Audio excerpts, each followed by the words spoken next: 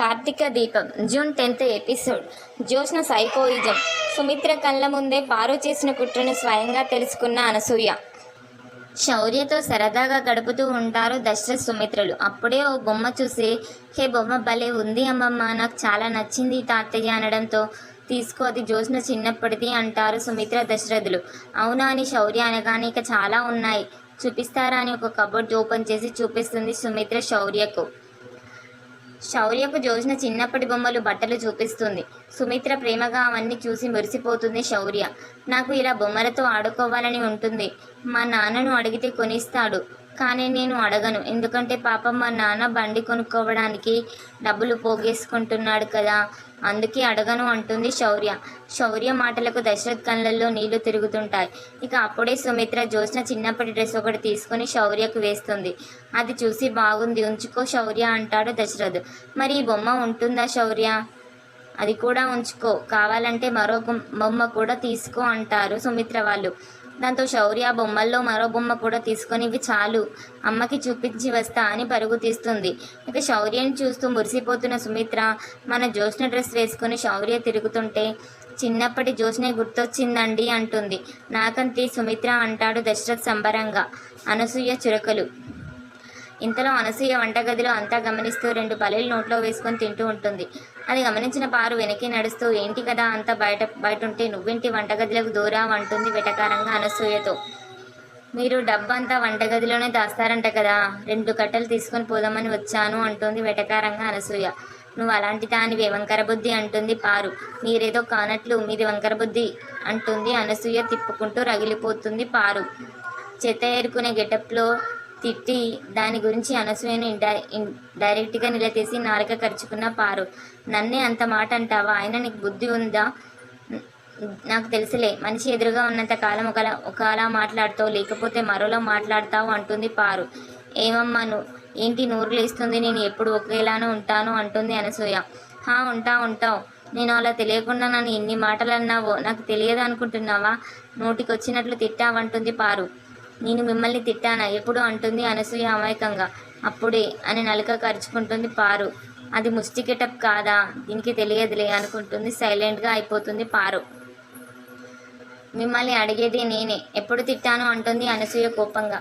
ఎప్పుడో తిట్టావులే, ఉంటాను అని పారు వెళ్ళబోతుంటే, ఆగండి మీరు అనేసి పోతుంటే వదిలేసే రకాన్ని. నేను తెలియకుండా నేను మిమ్మల్ని ఎప్పుడు తిట్టాను అంటుంది కోపంగా అనసూయ. అయ్యో ఇది వదిలేలా లేదే అని మనసులో అనుకుంటూనే, ఊరికి ఒక మాట అన్నాను అంతే, వదిలే అని ముఖం మీద వేలాడేస్తూ పారు. ఆ ముఖం వేలాడేసే యాంగిల్లో అనసూయకు డౌట్ వచ్చింది. మీరు ఇలాగే ముఖం పక్కకి ఉంచండి అంటుంది అనసూయ.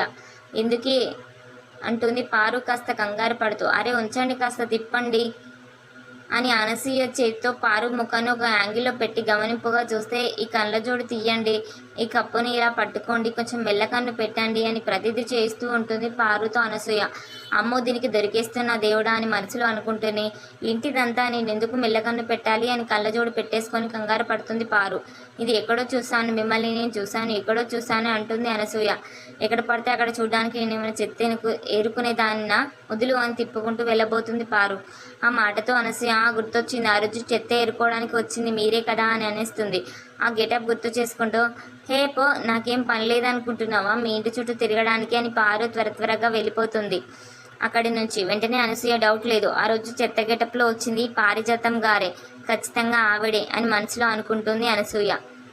మరోవైపు శివనారాయణ దగ్గరకు కాంచన వెళ్ళి మాట్లాడే ప్రయత్నం చేస్తే ఆయన మాట్లాడడు సరిగ్గా. దాంతో తల్లి ఫోటో ముందే తండ్రికి ఎమోషనల్గా, నాన్నను ఇక ఇబ్బంది పెట్టనులే అమ్మ అంటూ కొన్ని మాటలు చెప్పేసి ఏడుస్తూ ఆ గదిలోంచి వెళ్ళిపోతుంది కాంచన. కాసేపటికి శౌర్య బొమ్మ బుల్లెట్ గన్ తీసుకొని ఆడుకుంటుంది. జ్యోత్స్న గది దాకా పోతుంది. అయితే అక్కడ దీప క్లీన్ చేస్తూ కనిపిస్తుంది. పారు జ్యోత్స్నలు గుసగుసలతో దీప గురించి మాట్లాడుకుంటూ ఉంటారు. వీళ్ళంతా ఏదో ప్లాన్తోనే వచ్చారు జ్యోత్స్న, నువ్వు వెంటనే మీ తాతతో మాట్లాడి పెళ్ళి ఆగిపోయేలా చేసుకో, లేదంటే ప్రమాదం అంటుంది పారు. దాంతో సరే అని తాతతో మాట్లాడటానికి వెళ్తుంటుంది. జ్యోత్స్న అప్పుడే శౌర్యగన్తో జ్యోత్స్న తలకు గురిపెట్టి గన్ పేలుస్తుంటుంది. ఆ బుల్లెట్ జ్యోత్స్న తలకు తగిలి షాక్ అవుతూ, అది శౌర్య వల్లే అని తెలిసి శౌర్యపై అరుస్తుంది. అక్కడే ఉన్న దీప ఆపుతుంది. ఈ క్రమంలోనే శౌర్య ఒంటి మీదున్న డ్రెస్ చూసి, ఇది ఎక్కడిది అంటుంది. నీదే అమ్మమ్మ ఇచ్చింది అనగానే పద తేలుస్తా అని సుమిత్ర దశరథుల ముందుకు జ్యోత్స్న శౌర్యం తీసుకుని వెళ్ళి నా బట్టలు దీనికి ఎందుకు ఇచ్చారు అంటూ సైకోలా మారి నా మీద ప్రేమ ఉంటే నా జ్ఞాపకాలు కావాలంటే నాలో చూసుకోండి, ఎవరికో బట్టలు వేసి చూడటం ఏంటి, నన్ను చంపాలనుకున్న దాని కూతురిని వీటిని ఎలా ఇస్తాను అని అరుస్తుంది. అయితే దశరథ సుమిత్ర సర్ది చెప్పడానికి ట్రై చేసిన జ్యోత్స్న వినదు. ఈ జ్ఞాపకాలు ఉండటం వల్లే కదా దానికి ఇచ్చారు, వీటిని లేకుండా చేస్తా అంటూ బొమ్మలన్నింటినీ పగలగొట్టి బట్టలను టెడ్డీ బేర్లను విసిరేస్తూ ఉంటుంది. అప్పటికే కాంచన అనసూయ గదికి వస్తారు. దీప కార్తిక్ శౌర్య అంతా అక్కడే ఉంటారు. జ్యోత్స్న చేసే భాగవతం దశరథ సుమిత్రలు కూడా తిక్కరేపుతుంది. నా తల్లిదండ్రుల ప్రేమ నాకే కావాలి అని సైకోతనం కనిపిస్తూ ఉంటుంది జ్యోత్స్నలో. దీప కార్తిక్ అల్లాడిపోతూ చూస్తుంటే ఈ దీప వాటిని చెత్తబుట్టలో పడే కావలసిన వాళ్ళు ఏరుకుంటారు అని అరుస్తుంది.